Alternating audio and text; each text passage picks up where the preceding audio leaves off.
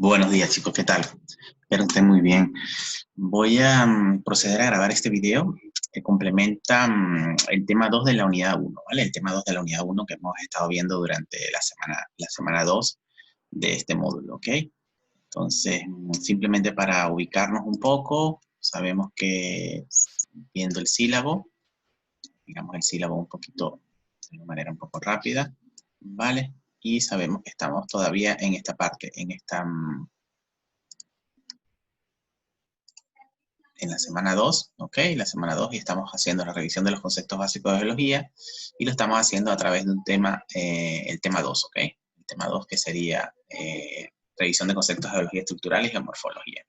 Bien, en ese tema 2 ustedes está siendo evaluado con una prueba corta que tienen que entregar el día viernes de la semana 2, ¿ok? La cual consta de 2 partes y ya ustedes tienen las instrucciones. Bien. Entonces vamos a ir a la pantalla nuevamente. Voy a cerrar aquí. A la pantalla del PowerPoint. Vale. Y vamos a compartir esta pantalla. Bien. Entonces el día de hoy vamos a repasar en estos conceptos básicos vamos a estar enfocados mucho más hacia la geomorfología en este caso. Vamos a empezar a adquirir una serie de conocimientos que necesitamos para la cartografía, ¿vale? Entonces, antes de comenzar, como siempre, los conceptos fundamentales que están en el material que les estoy presentando vienen de esta parte, ¿ok? Estos libros ya ustedes los conocen, el HUGEC 2007, que es nuestro libro base de esta clase, y luego tienen el Starbook como complementario, ¿vale? Y ahora van a tener he colocado una nueva referencia, que es esta que está aquí, se llama Levantamiento de Cartografía Temática a escala 1.25.000, ¿vale? Es de Citierra, ¿vale? Es un manual, es un folleto, digámoslo así, donde está bastante didáctico, bastante ameno, porque tiene bastante figuras, bastante comprensible, y yo no lo tengo de manera digital, pero tengo el link de acceso a donde está cargado, ¿vale? Entonces le dejo el link aquí para que ustedes lo revisen. Si ustedes lo encuentran de manera digital y lo pueden descargar, bueno, perfecto. Y lo podemos compartir entre todos. Pero al menos allí en este sitio donde está cargado, lo podemos visualizar, ¿vale? Entonces es perfecto porque es un manual de interpretación geomorfológica del Ecuador como tal. Y tiene que ver mucho con esa base de datos de Citierra. Bueno, de hecho, es la explicación de la base de datos de Citierra, ¿ok? Bien. Entonces, ya entrando a la materia como tal, entonces recordemos que, simplemente para recordar, que la geomorfología se trata de, para nosotros, vamos a aplicarla para entender lo que es la formación de relieve. Y la formación de relieve, para que nosotros podamos extraer información desde el punto de vista de utilidad para geología ambiental, ¿vale? Siempre recordemos eso, desde el punto de vista de utilidad de geología ambiental, es extraer información que nos sirva para nosotros caracterizar amenazas geológicas, ¿vale? Eso es lo que nos interesa a nosotros de la geomorfología. Entonces, recordemos que la geomorfología simplemente, ¿vale? Es la expresión superficial de un relieve, ¿vale? Es la expresión superficial a través de un relieve, la cual va a ser la respuesta a la interacción entre los procesos internos, ¿vale? Procesos internos que permite creación de relieve y los procesos externos que prácticamente lo que van a degradar un poco el relieve, a excepción de la sedimentación, pero ya hablamos un poco que la sedimentación va a quedar fuera del contexto de la geología ambiental. Entonces estos procesos externos que van a degradar un poco el relieve, ¿vale? Van a permitir que la interacción entre ellos dos, el balance entre ellos dos, va a formar un relieve, ¿ok? Y ese es el relieve por el cual nosotros nos vamos a interesar en la geomorfología y más aún en el área de geología ambiental. ¿Vale? Entonces vemos aquí que ese relieve va originado por la acción de ¿quién? Por la acción de fuerzas, por el balance entre fuerzas internas, que ya dijimos, procesos internos o llamados endógenos, y las fuerzas externas o llamadas exógenas, ¿vale? Las internas, ¿quiénes van a ser? Solamente por repasar otra vez, el diastrofismo. ¿Se acuerdan qué es el diastrofismo? Es el conjunto de movimientos orogénicos y epirogénicos que motivan grandes transformaciones de relieve terrestre. Ya aquí agrupamos lo que es la orogénesis, ¿vale? Y la epirogénesis. Acuérdense que son dos tipos de movimiento. La epirogénesis va a son movimientos lentos, suaves, que producen desplazamientos a una escala de placas, ¿vale? Mientras la orogénesis es un movimiento mucho más rápido, mucho más corto, que permite movimientos, acumulación de deformación en cadenas de montaña, ¿vale? A través de fallas, de plegamiento, de pegue. Entonces, para nosotros desde el ambiental, el que nos va a interesar directamente va a ser la orogénesis, ¿vale? Ese es el proceso o la fuerza de estas fuerzas internas que más nos interesa, ¿vale? Y también, entonces, dentro de las fuerzas internas tenemos el volcanismo, que también nos interesa desde el punto de vista de geología ambiental. El volcanismo es el proceso a través del cual se produce el desplazamiento del magma desde el interior de la corteza hacia la superficie, logrando salir por una fisura a la que se denomina un volcán. Bien, entonces, estos dos tipos de fuerzas, este tipo de fuerzas endógenas o internas, son las que nosotros, lo que va a producir es la creación de relieve, ¿vale? Como habíamos visto la vez pasada. Por el contrario, en la parte superficial va a haber unas fuerzas externas que van a degradar principalmente el relieve. ¿Quiénes son esas fuerzas que nos vamos a interesar? La meteorización y la erosión, ¿vale? La meteorización es el proceso que consiste en la destrucción de la roca y minerales que forman la corteza. Este proceso depende del clima, ¿ok? Y nosotros estamos entonces en un clima principalmente tropical, y un clima tropical, la meteorización va a ser principalmente una meteorización química, ¿vale? Pero también va a haber bastante meteorización mecánica, porque nosotros tenemos presencia de bastante vegetación, sobre todo, y tenemos algunas presencias de algunos elementos que causan meteorización mecánica como hielo, ¿vale? Como las masas glaciares. Bien, por otro lado tenemos la erosión, ¿vale? Que es un conjunto de fenómenos exteriores que contribuyen a modificar las creadas por los fenómenos endógenos, ¿vale? Entonces la erosión modifica el relieve creado por las fuerzas endógenas, ¿vale? Las fuerzas internas. Bien, entonces el balance entre estas dos fuerzas, siempre tenemos que tenerlo en mente, el balance entre estas dos fuerzas, internas y externas, es la que nos va a producir nuestro relieve. Bien, eso es así simplificado, ¿vale? Y nosotros entonces vamos a estudiar el relieve como una forma de expresión de eventos geológicos, ¿ok? Ese mismo diagramita que acabamos de simplificar allí, se puede complicar un poco más a medida que le metemos más variables, los complicamos un poco más y se complica un poco más, pero en realidad comienza a ser un poco más explicativo, ¿vale? Fíjense, aquí está, en la parte inferior aparece lo que son los procesos endogénicos o internos y en la parte superior los procesos exogénicos e internos. Entonces, la interacción entre esas dos fuerzas es lo que va a producir nuestro relieve. Entonces, fíjense, aquí podemos ir por lo menos dentro de los procesos endogénicos, tenemos los terremotos individuales, las erupciones volcánicas, las estructuras geológicas locales, las propiedades de roca que están, digamos, interactuando con otro tipo de procesos internos como levantamiento isostático, volcanismo localizado, actividad sísmica, estructuras geológicas, y a la vez están interactuando con otros. Aquí hay una escala, ¿vale?, de procesos. Comenzamos a la mano izquierda con procesos que son a menor escala y terminamos a mano derecha en procesos que son de mayor escala, ¿vale? Entonces, aquí en la parte central, de hecho, lo ven microescala, mesoescala, macroescala y megaescala. Entonces, de la parte de arriba, en el proceso exogénico, ocurre lo mismo. Hay procesos a microescala, como microclima y eventos meteorológicos puntuales, o actividades de plantas o animales puntuales, climas locales o cambios climáticos de corta duración, cambios de vegetaciones locales. Eventos más de macroescala son climas regionales, climas a medio periodo, medio término, ciclos interglaciales, ¿vale? Cambios regionales en vegetación y aquellos son de mega escala, aquellos procesos exogénicos que van a ser controlados por zonas climáticas, como decimos, tropicales, mediterráneas, polares, ¿ok? Entonces, cambios climáticos a larga duración o evolución biológica, ¿vale? Entonces, fíjense que tenemos aquí macroescala, que quiere decir que son eventos que se producen a una escala de tiempo mayor, pero producen mayores cambios, ¿ok? ¿Quiénes van a controlar esto? Acuérdense, tienen en mente, van a controlar la erosión y la meteorización. Estos de aquí también van a controlar la erosión y meteorización, pero a una escala menor de tamaño, ¿vale? Esto es lo que quiere decir este gráfico.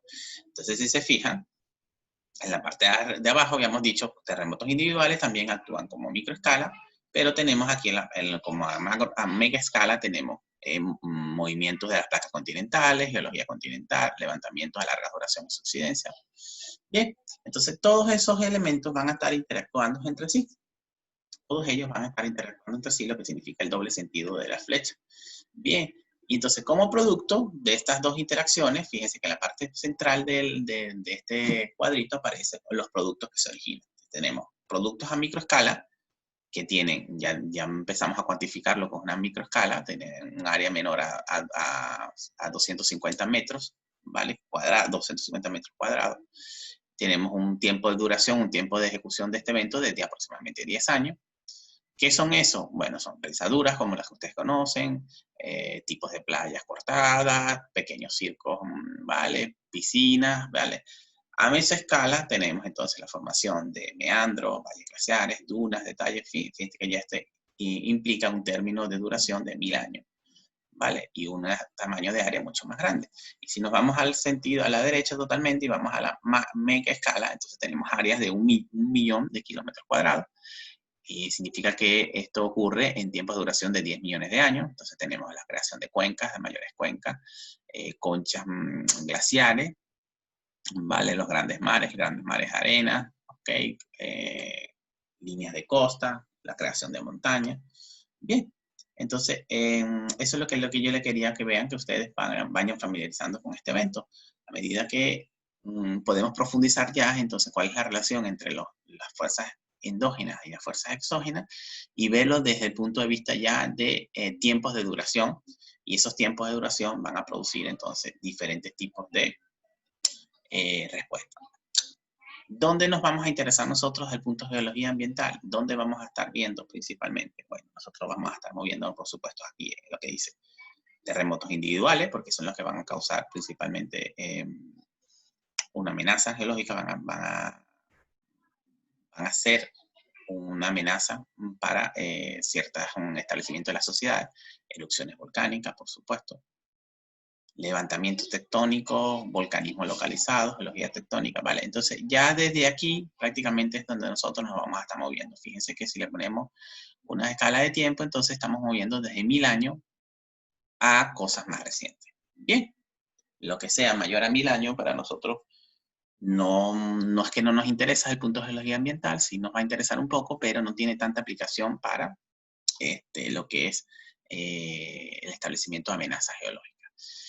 Por ejemplo, le pongo un caso, si se estudian las leyes que regulan lo que es un riesgo de inundación en el Ecuador, entonces el riesgo de la inundación, para catalogar eventos que producen inundaciones que podían provocar daños sobre las sociedades, se toma en cuenta en tiempo de 25 años. ¿Okay? Un evento de 25 años de ocurrir tasas de retorno, entonces es un evento de alta amenaza, ¿vale?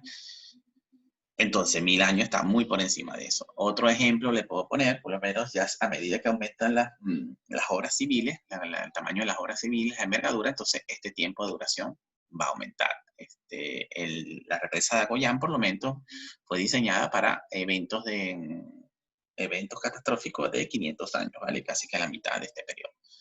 ¿Vale? Y creo que es lo más grande que está en el Ecuador. Es lo más grande que está en el Ecuador porque no se estudian, no hay establecimientos de centrales nucleares, que las centrales nucleares son los sitios que representan las mayores amenazas para las sociedades, desde el punto de vista de que si ocurre algún fenómeno natural, como un tsunami, como un terremoto, erupciones volcánicas, pueden causar daños sobre estas estructuras y, bueno, una catástrofe total.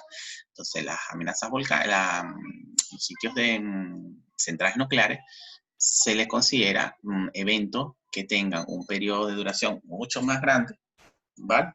Para caracterizar su riesgo. Por lo menos en España le consideran, para las centrales nucleares, consideran alrededor de los 500.000 años, ¿vale? 500.000 años. Entonces ya estaríamos moviéndonos hacia lo que sería el estudio de estructuras de macro escala, ¿vale? ¿Sí me explico? Vale, hago un pequeño resumen. Dependiendo de la infraestructura humana que se quiera analizar, la amenaza potencial, entonces el tiempo de retorno de cualquier evento geológico que puede ocasionar un daño sobre esta estructura va a ser definido por una serie de normativas. Les hablaba, las inundaciones en Ecuador por ahora tienen 25 años. En otros países lo consideran 200 años o hasta 500 años. ¿Vale? En Ecuador es 25 años. 25 a 50 años el de medio riesgo. ¿Vale? Las represas, por lo menos la represa Goyán, que es otro tipo de riesgo, más allá de la inundación, hay otro tipo de riesgo, entonces la consideran para 500 años. ¿Vale? En Ecuador. Se diseñó para 500 años, aunque la norma dice alrededor de los 50 años. ¿Okay? Y les hablaba del caso de España, entonces tenemos centrales nucleares. Las centrales nucleares se tienen que diseñar para un riesgo de un evento que ocurra cada 500.000 años. ¿Bien? Entonces, dependiendo de esto, de ese tipo de duración, nosotros vamos a ver en geología ambiental. Nosotros en esta materia vamos a estar estudiando hasta aquí yo le decía, hasta la mesoescala, y también hablaríamos un poco sobre este tipo de cosas, ¿ok? Fíjense que aquí inundaciones de grandes ríos lo consideran en este periodo de tiempo, ¿ok? Bien, entonces, ¿qué nos va a permitir nosotros hacer la geomorfología? La geomorfología lo que nos va a permitir es entender cómo ha sido la evolución del paisaje, entender cómo ha sido la evolución del paisaje en el tiempo, y a través de ese entendimiento nosotros vamos a poder caracterizar las amenazas naturales que nos interesan. Aquí simplemente vemos un gráfico donde el estado G, este bloque diagramático que está en G, es el relieve actual. ¿Vale? Nosotros vemos ese relieve actual donde hay una presencia de colinas aquí en esta zona, una forma acolinada, y hay una presencia de un valle en el sector, en el parte central, un valle que tiene específicamente un cauce fluvial, y alrededor del cauce fluvial hay unas zonas planas bien definidas y que inclusive se encuentran unas zonas planas un poco más altas del valle fluvial, ¿ok? Esta es la morfología que nosotros observamos hoy en día. Entonces, pero ¿cómo esta morfología llegó a constituirse? Bueno, eso es objeto de estudio de la geomorfología, precisamente. Y aquí hay precisamente como una reconstrucción geomorfológica. Tenemos entonces, comenzando en el tiempo más viejo, el tiempo A, tenemos la presencia de las mismas colinas, pero tenemos un valle fluvial quizás incipiente, instalado con un río incipiente. Cuando pasamos al B, ese valle fluvial donde estaba el río simplemente fue rellenado de material, que es el material gris, lo fijan. Fíjense que la colina ahora perdió altura con respecto al depósito del río, al valle, se rellenó de esa capa gris, luego el río fue instalado en el margen izquierdo, hizo una incisión o erosión vertical, después así fue pasando, se instalaron una serie de represas romanas, que son estas cosas que están aquí, ¿vale? Y después el río volvió a incidir verticalmente, y así sucesivamente hasta que llegue hasta la etapa al estado actual. ¿Vale? Entonces, eso se trata de la geomorfología. Entonces, nosotros, a través de la geomorfología, podemos reconstruir cuál fue la historia que ocurrió. Y desde el punto de vista de geología ambiental, entonces vamos a reconstruir, nos va a interesar a qué altura estuvo el río, si puede volver a alcanzar esas alturas o no. Bien.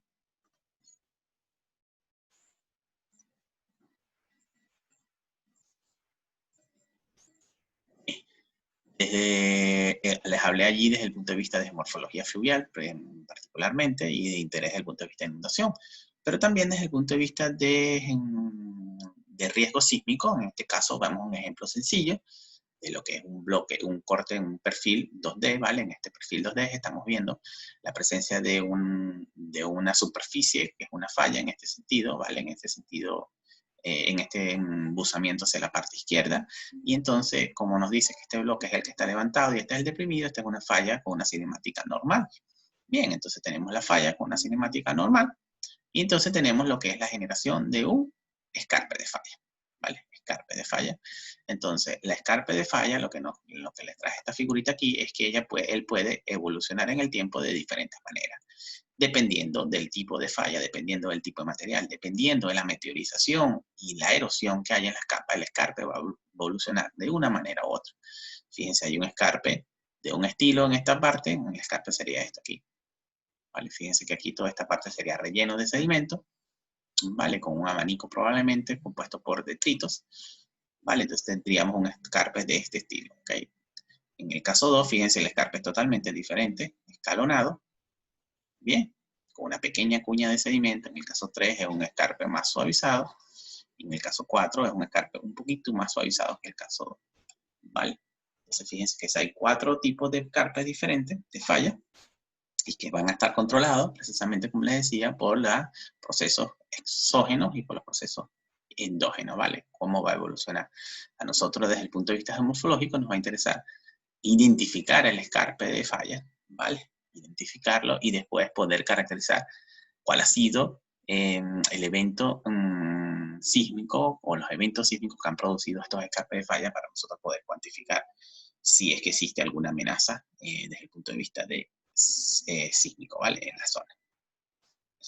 Bien, entonces la geomorfología, estudiando ese tipo de detalles, que yo les dije, les traje dos solamente, pero hay una cantidad de análisis, por ejemplo, hay geomorfología fluvial, glaciar, geomorfología eólica, geomorfología costera, bueno, hay una cantidad de geomorfología, ustedes bien la conocen, una cantidad de aplicaciones de la geomorfología, bueno, nos va a permitir construir un mapa como este, un mapa geomorfológico. Esto es tal cual un mapa geomorfológico donde ustedes ven que aparecen cosas como movimientos de masa, pues, los diferentes tipos de movimientos de masa.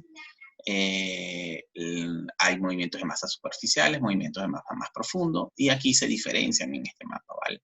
Inclusive en la parte de aquí abajo aparecen otras características con unos numeritos, y en la leyenda de este mapita aparecía qué significaban cada uno de estos numeritos.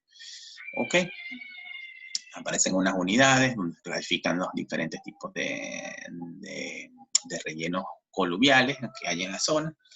Y bueno, y aparece inclusive un perfil que data de la morfología del sitio con diferentes tipos de planamiento.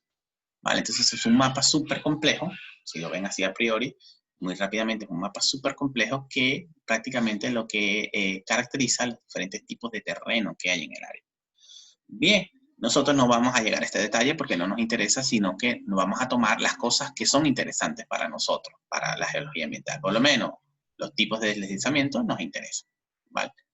Nos interesa de repente las zonas, la llanura de inundación, que son productos de la actividad fluvial, también nos interesa, ¿vale? En ese estilo. Entonces vamos a construir mapas geomorfológicos enfocados a la geología ambiental, ¿ok? Bien, ya para finalizar esta última parte de geomorfología, lo que quería ponerle aquí un poco de que veamos la utilidad de la geomorfología. Fíjense, la geomorfología nos puede servir para aplicar y entender cómo hacer actividades humanas, ¿vale? ¿Por qué? Porque las actividades humanas y la geomorfología se retroalimentan modificándose mutuamente. ¿Okay? Cómo las actividades humanas impactan sobre la geomorfología y cómo la geomorfología pueden controlar las actividades humanas. Es importante entender esas dos cosas. La geomorfología también puede ser aplicada para lo que es la estimación de amenazas sobre el terreno, ¿ok? En este caso, frecuencia y magnitud de las amenazas, ¿vale? Es lo que nosotros vamos a estudiar en geología ambiental. Específicamente tienen unas aplicaciones como la ecología. En la ecología, por supuesto, el suelo es la base de las interacciones con el ecosistema, entonces debemos entender qué tipo de suelo hay, cómo se originó, y eso es disciplina de la geomorfología. La mineralogía y petrología para la búsqueda y extracción de minerales es importante también. En la arqueología, como lo vemos en el caso de la universidad, hay yacimientos arqueológicos alrededor de la universidad, entonces las reliquias que se encuentran en la universidad, estos riquezas arqueológicas, también deben ser entendidas desde el punto de vista geomorfológico. ¿Dónde se ubican estos yacimientos? ¿Por qué se ubican en esa zona? Es la geomorfología la que puede aportar en ese sentido.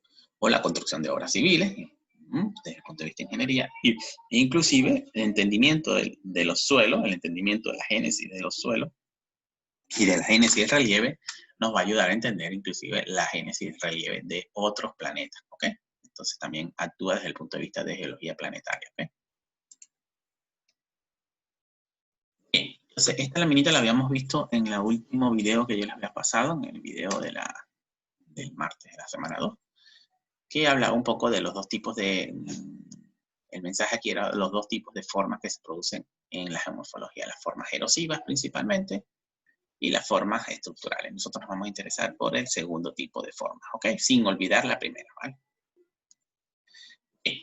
Entonces, ya entrando en temas que quizás ustedes no han visto, bueno, pero si lo han visto nos sirve de repaso, y si no lo han visto, vamos a aprovechar esto para que lo vean por primera vez, aunque no es la última vez que lo vamos a discutir, ¿ok? Esta es, digamos, una introducción, y después vamos a repetirlo, no, vamos a ir mucho más profundizando la semana 3, ¿eh? En la semana 3 vamos a profundizar, depende de los tipos de ¿cómo se dice?, de características que vamos a discutir aquí, vamos a ir profundizando. En la semana 3. Mismo en la semana 2 vamos a volver a ver lo que son terrazas fluviales, ¿ok? En el día de la práctica. Bien. Entonces aquí vemos una foto que viene del norte de Siberia, ¿ok? Es un paisaje netamente árido, frío, y en esa imagen vemos elementos geomorfológicos de interés. Por lo menos vemos un cauce de agua, prácticamente fácilmente identificable, que está circulando en la zona plana, ¿ok? Causable circulando en la zona plana, y a medida que nos alejamos de esa zona plana, entonces nos adentramos en una zona que tiene como una serie de escalones y zonas planas, escalones y zonas planas, escalones y zonas planas, ¿vale? Hasta que lleguemos a la ladera de la montaña y luego subamos al tope de las colinas o montañas en este caso, ¿vale? Esa geomorfología que está allí, ¿vale? Ese tipo de morfología, entonces es típico, ya la voy a tratar de dibujar, es típico de un ambiente fluvial, ¿vale? Tenemos entonces, vamos a poner un poco más grueso, ¿sí? Tenemos zona plana, fíjense que aquí hay un pequeño escalón, zona plana, que va hasta aquí, vamos a tratar de hacerlo hasta aquí una inclinación, otra zona plana, viene una inclinación, otra zona plana, ¿vale? O como lo ven aquí, aquí vemos una inclinación, zona plana, ¿vale? La zona plana llega hasta acá probablemente, y luego empieza una inclinación y otra zona inclinada. Bien, aquí vemos un poco más críticos. Pat, pat, pat, pat, pat, ¿vale? Bien, y del otro lado vemos algo que puede ser simétrico o no, ¿vale? Aquí viene la ladera de la montaña. Entonces, esta geometría típica de valles fluviales, nos tenemos que hacer la pregunta cómo se forma, ¿vale? ¿Cómo se formó esta geometría? Bueno, se formó por la acción de erosiva de este señor que está aquí. Ya, déjeme, de este señor que está aquí, que es el río. Okay, la acción erosiva de ese señor y la divagación lateral de ese señor produce una modificación del paisaje. Y esa modificación del paisaje lo produce en forma plana. ¿Vale? Este tipo de cosas, las montañas, prácticamente dependen de, bueno, hay algunos tepuyes y otras cosas que tienen forma plana, pero vamos a simplificar. Las montañas, cuando vemos esta geometría de tipos planos aquí, es porque actuó sobre ella un agente externo, una fuerza externa erosiva, ¿vale? Que causó ese aplanamiento, ¿vale? En este caso, el agente externo erosivo no lo tenemos muy lejos y es este señor que está aquí, que es el agua del río, ¿ok? Es el río que causó ese aplanamiento de esa superficie. Bien, entonces, esa génesis nosotros la podemos ver con, les decía, esa superficie plana, y después tendríamos que ver el depósito que hay aquí, ¿vale? El material que está aquí. Y probablemente el material que está aquí está haciendo un poco de los conceptos que aplicamos en la revisión de conceptos de sedimentología y estratigrafía. Vamos a ver que es un depósito de origen fluvial. Entonces, sumando las dos evidencias, el depósito más la forma, entonces podemos establecer que son terrazas, ¿vale? El nombre de terrazas fluviales, ¿vale?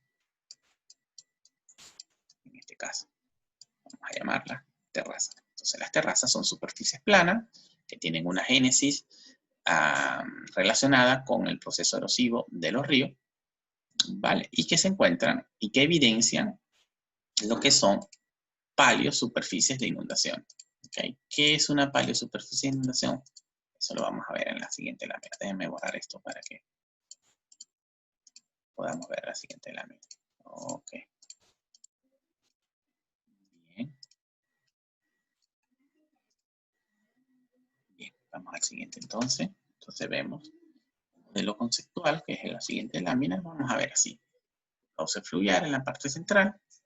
Y ese cauce fluvial en la parte central. Entonces tenemos un ancho del río, que todos conocemos que es cuando crece el agua, cuando hay un periodo, un evento climático importante, entonces el agua llega a ocupar estos lugares. Entonces estos lugares que vemos planos alrededor del río, lo conocemos como llanura de inundación. Todo esto es la llanura de inundación y es la llanura de inundación activa. Entonces, si se fijan, hay una pendiente, como la que vimos en la lámina anterior, una pendiente y luego pasamos a otro nivel plano arriba. Pendiente y luego otro nivel plano arriba. Vale, entonces, aquí hay unos numeritos que están asociados a cada uno de esos niveles planos. Hay 3 niveles planos más el actual. ¿Vale? Se supone que el nivel 1, entonces, ¿cuándo se forma el nivel 1? Bueno, cuando el río estaba a este nivel, ¿ok? Que inundaba, su superficie de inundación era exactamente lo plano que es el T1. El T2, ¿cuándo se formó? Cuando el río inundaba esta zona, ¿ok? Entonces, si quisiéramos, vamos a tratar de hacer un grafiquito y después lo borro, ¿vale? El T1, el río normalmente debió haber estado, esta era la base del río, probablemente el Talver aquí recorría el agua, ¿vale? Esta era la base del T2, ¿vale? Este era el T2. ¿Okay? Y el agua simplemente circulaba por aquí. Si quisiéramos hacer para el T1, entonces lo ponemos a este nivel. Voy a hacer un poquito deformado para poder, ¿vale? Más o menos, esta era la gráfica para el T1. ¿Okay? Con el río discurriendo por aquí. Entonces el agua principal circulaba en este sector, pero cuando inundaba alcanzaba estos sectores. Entonces estas son las llanuras de inundación del río en el tiempo T1. ¿Okay? Eso es lo que quiero explicar. Bien, entonces las terrazas van a ser antiguas llanuras de inundación que han sido dejadas colgadas en el paisaje. ¿Por qué? Porque el río ha hecho una acción erosiva vertical. El río ha pasado de aquí hacia abajo. ¿Vale? Y esa acción erosiva vertical, ¿vale? Nos va a interesar en otra aplicación, que es la tasa de levantamiento, la estimación de tasas de levantamiento y de movimientos inclusive tectónicos, ¿vale? Por ahora vamos a quedarnos con la aplicación de la inundación. Entonces, estas son llanuras de inundación antiguas, ¿vale?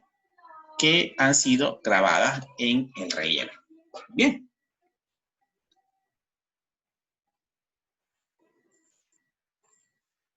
Bien, fíjense, este es un esquemita un poquito más complicado que el anterior, pero igualmente ustedes ya lo pueden entender. Vemos el río, vemos una superficie plana, el río tiene una llanura de inundación probablemente muy angosta, esta es una llanura de inundación ya colgada, ya abandonada, entonces recibe el nombre de terraza. Y tenemos la otra terraza T1, que es bastante continua de este lado, pero inclusive aquí hay unos restos de terraza T1. Esto es simplemente porque quisiera decirle que no solamente todas las terrazas están continuas en todos los ríos, sino que depende de la acción erosiva, depende de los movimientos de masa que haya en la ladera, pueden quedar algunos remanentes escasos, ¿vale? Bien, entonces estas terrazas colgadas, fíjense que están totalmente colgadas, le llamamos así, en el relieve, están como que levantadas con respecto al río, nos va a ayudar a identificar antiguas llanuras de inundación del río y nos va a ayudar a entender cómo ha evolucionado este valle desde el punto de vista geomorfológico.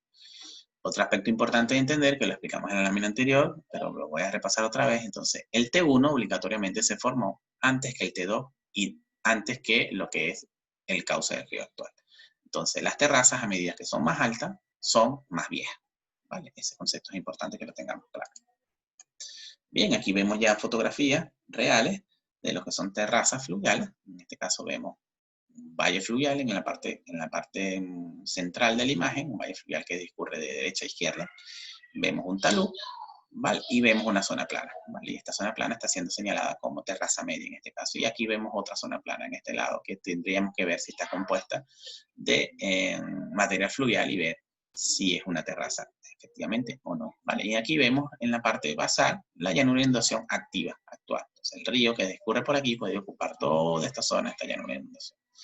¿Vale? Aquí vemos otro ejemplo, el río con el cauce de agua y la llanura de inundación que invade todo este sector.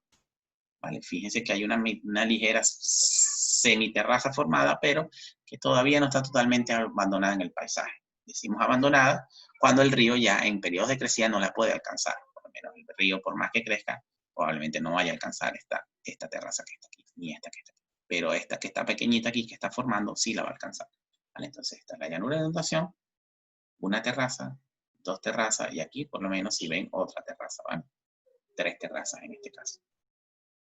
¿Quién es la más vieja? La que está aquí. Estas se llaman colgadas, colgada, colgada. Estas son más viejas. Fíjense que intuitivamente ustedes pueden saber que es más vieja porque tiene menos remanente. ¿Okay? Y los procesos erosivos en esta, como han estado más tiempo, han sido más arduos que en las que son más recientes. ¿Okay? Pero eso cuidadito porque también va a depender de la geometría de cada una de las terrazas. ¿Vale? Aquí vemos otra imagen, igualmente un río un poco más amplio en este caso, vemos la llanura de inundación, ya ustedes son capaces de identificar cuál sería la llanura de inundación activa, fíjense, desde aquí hasta acá, probablemente hasta arriba, inclusive hay una línea de árboles que nos podría estar indicando que hasta ahí llega la inundación, vale, habría que ir a campo, habría que observar otros detalles. Y después vemos un nivel de terraza aquí arriba, ¿vale? Tenemos otro nivelito aquí pequeño y hay una pequeña separación entre estos dos niveles.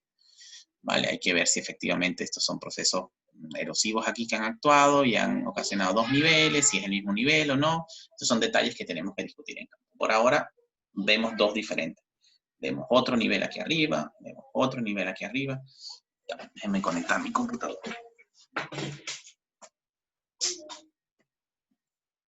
¿Vale? Vemos otro nivel y ustedes pudieran pensar que aquí probablemente hay otro nivel aquí arriba, otro nivel aquí arriba, ¿vale? Y hay muchos en este valle fluvial que probablemente cuando ustedes lo vieron en los primeros minutos pensaron que había 2 o 3 niveles, pero si nos ponemos a detallar vamos a encontrar entonces el primero, activo, aquí podrían poner otro quizás, no sé, 2, 3, 4, fíjense que aquí hay una ligera diferencia, pero vamos a englobarlo en 1, 4, 5, este quizás sea el mismo, ¿vale? 6, ¿vale?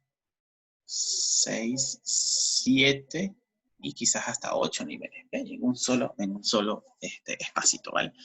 No, quizás no sea una sorpresa para ustedes porque ustedes ya están acostumbrados al paisaje alrededor de la universidad, que tiene superficies aplanadas como esta, que sin duda es de origen fluvial, y que si pudiéramos hacer un día alguna excursión de campo, podríamos identificar algunos de estos niveles, ¿vale? De todas maneras, tenemos la oportunidad de que Michelle nos va a presentar un mapa de estas superficies aplanadas al final del curso. ¿Cierto, Michelle? Bien, entonces aquí vemos otra nueva imagen. Aquí vamos a ir un poco más rápido, igual. Identificamos la llanura de inundación, por lo menos hasta aquí. Y vemos otra serie de aplanamientos. Vemos que el aplanamiento, el que está en la parte superior, tiene una extensión bastante regional, ¿vale? Bien, entonces, las terrazas desde el punto de vista de inundación, cosa que ya le he adelantado este concepto, pero vamos a volverlo a ver. Dice, tenemos la terraza instalada en esta zona, ¿vale? La llanura de inundación llegaría hasta aquí, entonces dice límite de crecida no desbordable, el lecho medio, todo esto sería límite de campo de inundaciones de crecida frecuente, ¿vale? E inclusive lo están poniendo hasta aquí, límites de campo de inundaciones de crecidas excepcionales, ¿vale? Este es simplemente ya la aplicación a las crecidas, ¿vale? Y esto que llaman terraza ya es una superficie colgada, ¿vale? Entonces fíjense que aquí hay varios desniveles como el que yo le ponía en la foto. Vamos a volver a esta fotito, ¿vale? Un nivel hasta aquí, tienen otro nivel hasta aquí y después otro nivel hasta aquí. Este puntico es el que están señalando en la imagen como si fuera este, el T3. El T2 sería más o menos por aquí, el T1 por aquí.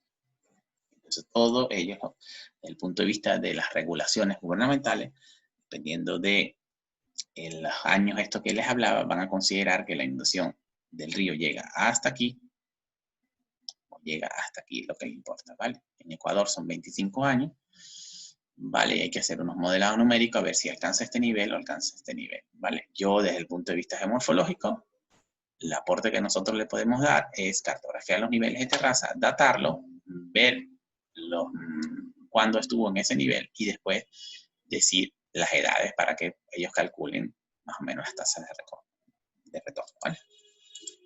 Bien.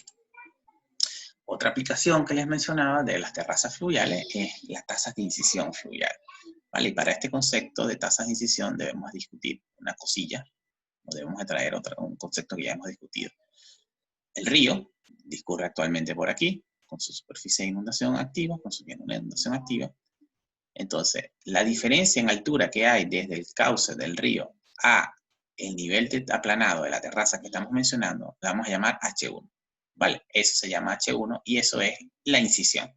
Se llama incisión. Es como si fuese la erosión vertical. ¿Vale? Es simplemente una diferencia de altura entre la altura del nivel aplanado y el cauce del río. Eso se llama incisión, ¿vale?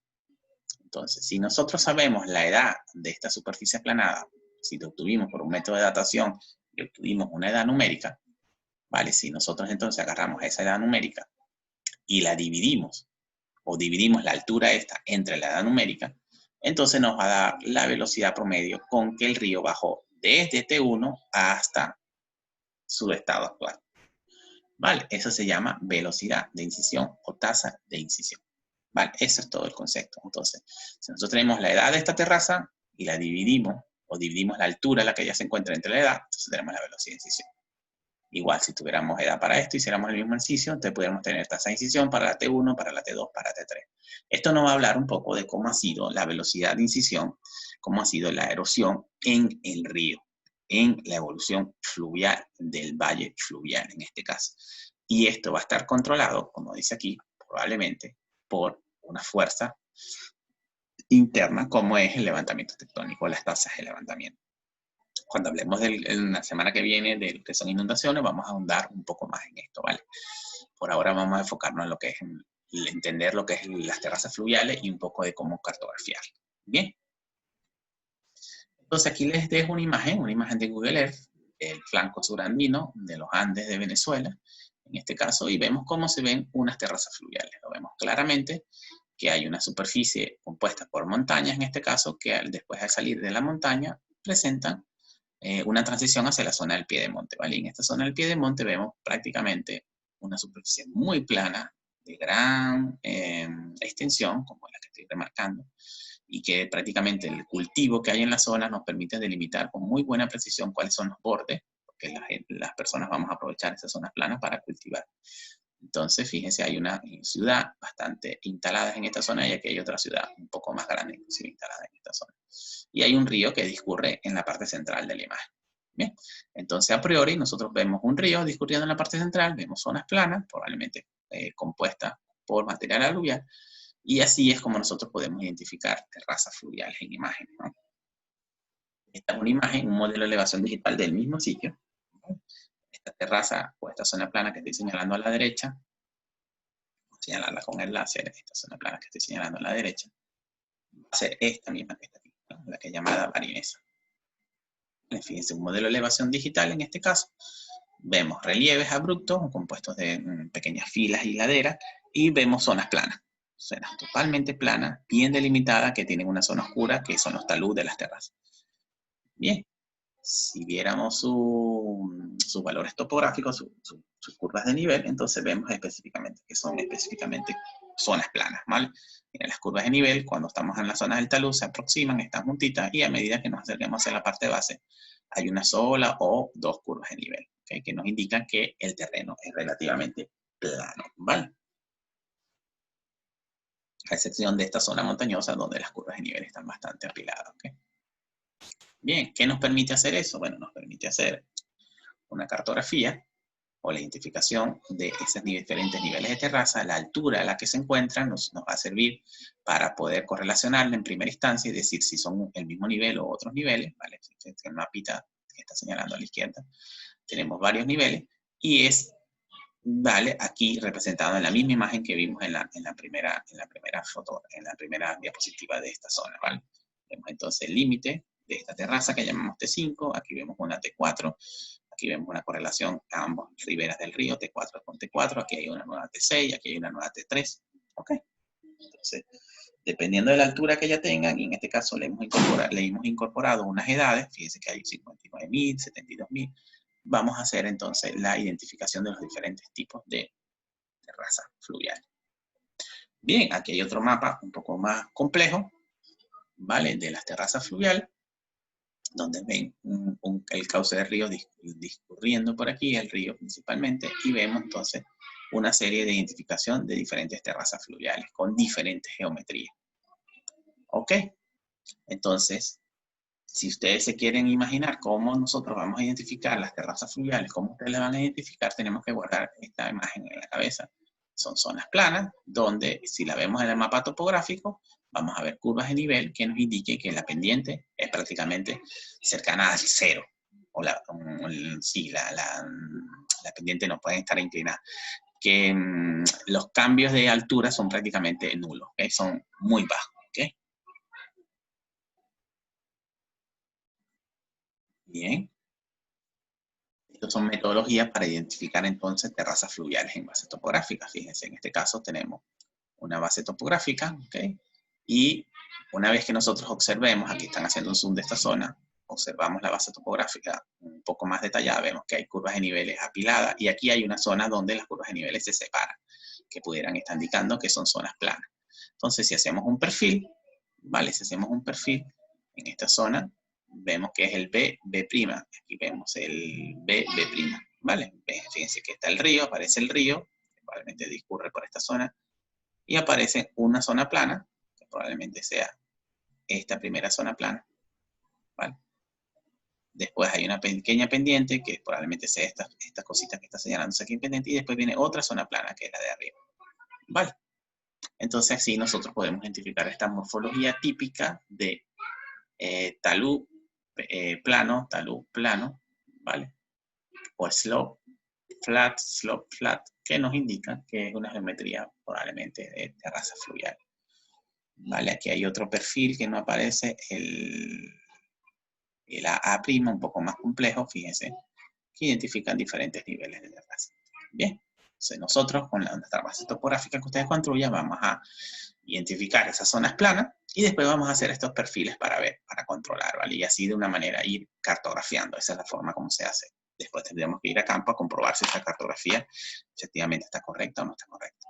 Aquí vemos otro ejemplo, en este caso el río transcurre por aquí, ¿vale? Este es el cauce del río representado por este puntito, y hay un corte que va del lado de esta ladera de la montaña hasta aquí, ¿vale? Entonces en ese corte vamos a ver, miren, la ladera de la montaña aparece claramente identificable aquí, aparece el río Putuo, y luego aparece el T1, que probablemente es esta zona, sí, es esta zona azul que está aquí. Fíjense la diferencia entre el espaciamiento de las curvas de nivel. Luego las curvas de nivel, probablemente hay una pendiente que no es detectable a la escala del mapa, que es esta pequeña que está aquí, y luego aparece otra zona plana que ellos la catalogan como T2, y así sucesivamente. El ejemplo más clásico es entre T3 y T4, fíjense, vamos a analizarlo. En el T3, miren el espaciamiento que hay en esta curva de nivel, lo que identifica claramente que hay una zona plana. Y cuando pasamos a la parte, al borde superior del T3, fíjense que hay una pendiente, ¿vale? Hay una pendiente que está cartografiada así, un talud. Y después entramos en esta zona que probablemente sea el de la terraza T4, ¿vale? Esta zonita que está aquí con sus pequeños domos y pequeñas remanencias de otras cosas. ¿Ok?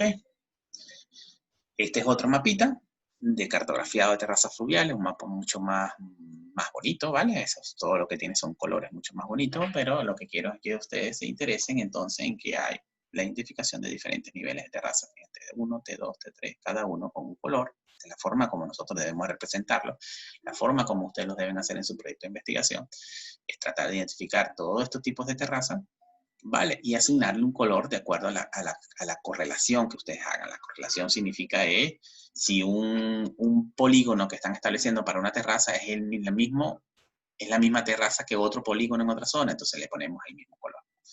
¿Vale? En este caso, fíjense, igualmente vemos el río transcurriendo por aquí, ¿vale? En la parte de acá, señalando, y vemos los cambios de pendiente. Aquí se ve mucho más bonito, ¿ok?